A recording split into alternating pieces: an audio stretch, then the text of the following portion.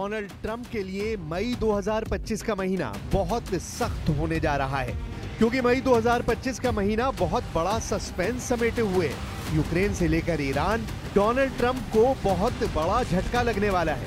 ऐसे signal Zelensky और Khamenei ने देने शुरू कर दिए। यूक्रेन के राष्ट्रपति व्लादिमीर ज़ेलेंस्की ने कहा है कि हम अपनी 1 इंच जमीन भी नहीं देंगे, और ईरान के सर्वोच्च नेता अली खामनेई ने कहा है कि अमेरिका से डील हो या ना हो, ईरान परमाणु संवर्धन नहीं रोकेगा। यानी यूक्रेन और ईरान के मोर्चे पर डोनाल्ड ट्रंप सबसे बड़ी जंग को खत्म करने या उसे टालने में फेल होते नजर आ रहे हैं।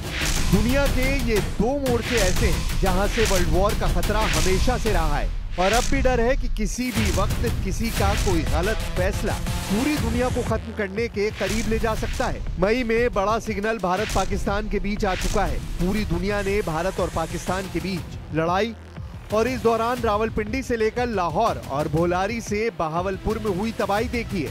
उसके बाद दुनिया के एक और कोने में कोहराम ने पूरे यूरोप को झकझोर कर रख दिया है। यूक्रेन में रूस के हमले पूरी दुनिया देख रही है।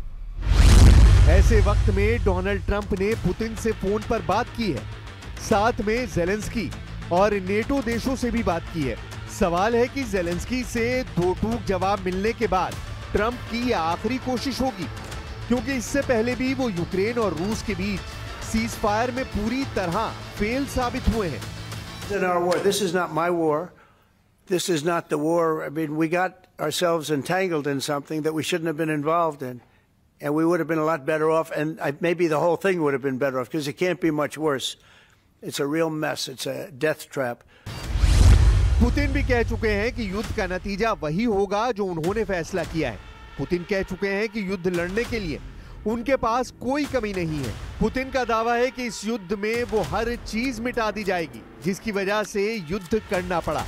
पुतिन बार बार बता रहे हैं कि इस युद्ध के बाद रूस की सुरक्षा सुनिश्चित हो जाएगी।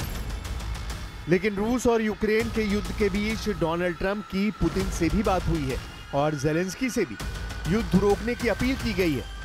यूक्रेन के राष्ट्रपति ज़ेलेंस्की ने ट्रंप से बातचीत के बाद क्या कहा, बहुत गौर से देखिएगा। Виводити наші війська з наших територій ніхто не буде. Це конституційний обов'язок мій. Це обов'язок наших військових захищати суверенітет і територіальну цілісність України. लेकिन ज़ेलेंस्की से बड़ा झटका ईरान ने दिया है। ईरान के सर्वोच्च नेता अली खामनेई ने हर बार की तरह इस बार भी ट्रंप को एहसास दिला दिया है कि ईरान डरने वाला नहीं है।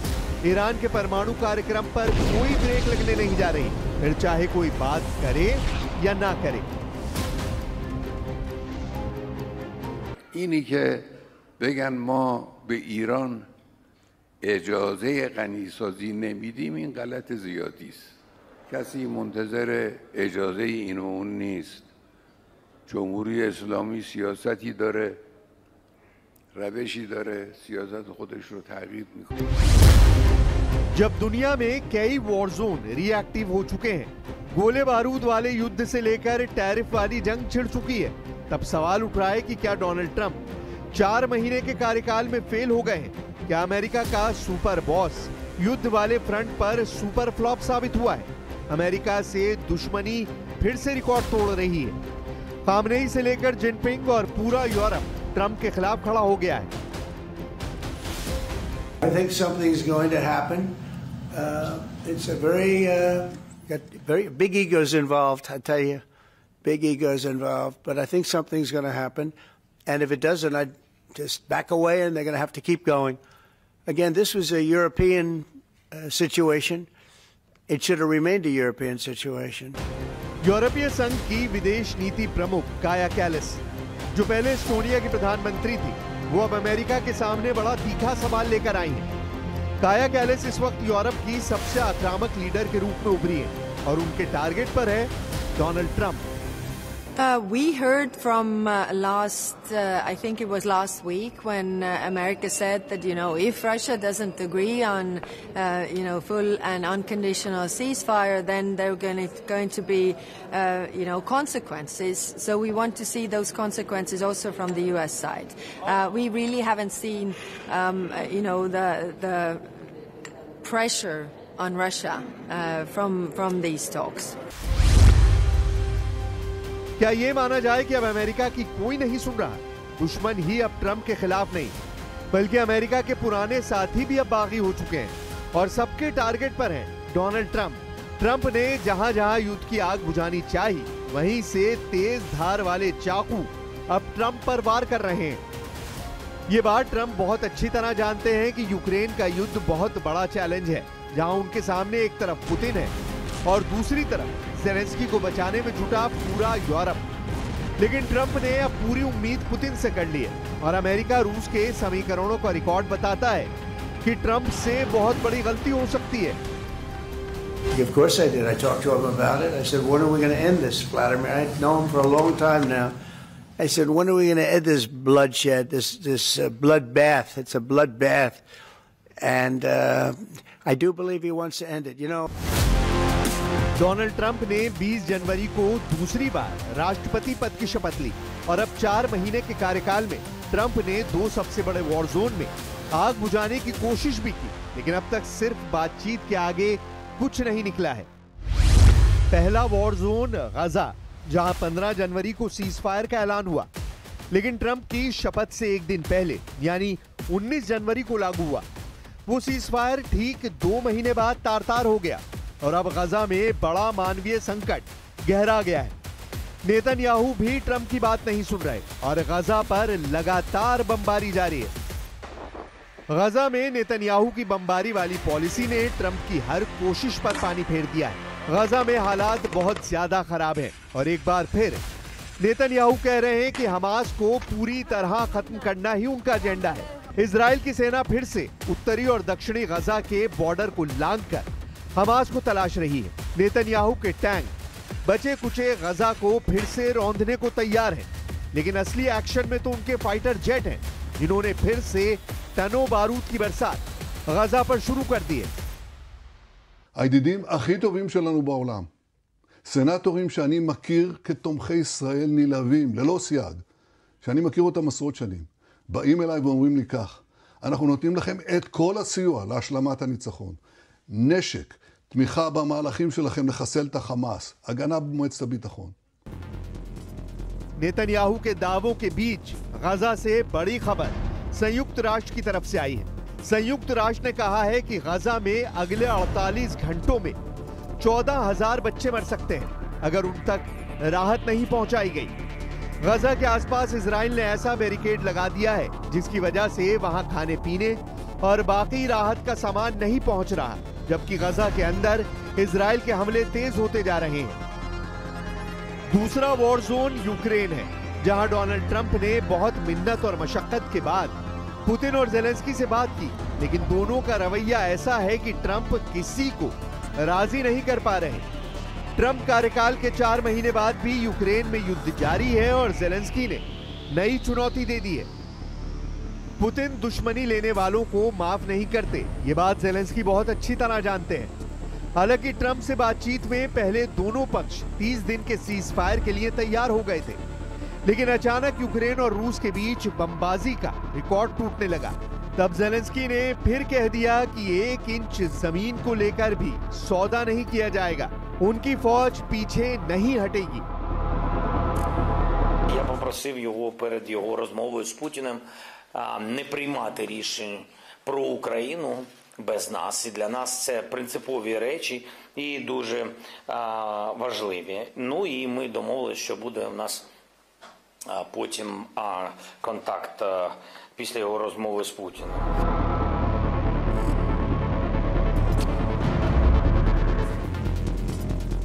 मई 2025 में रूस ने यूक्रेन पर सबसे बड़ा ड्रोन अटैक किया है। ऐसे हमले पुतिन को मैसेज दे रहे हैं। मैसेज ये कि जब पुतिन सजा देते हैं तो उनकी लाठी में आवाज नहीं होती। लेकिन इन हमलों से एक बात ये तो साबित हो गई कि जिस युद्ध को रोकने का ख्वाब ट्रंप ने देखा था, जिस युद्ध को रोकने के नाम पर वो अमेरिका में दोबारा राष्ट्रपति बने। वो जंग अब ट्रंप के कंट्रोल से पूरी तरह बाहर हो चुकी है।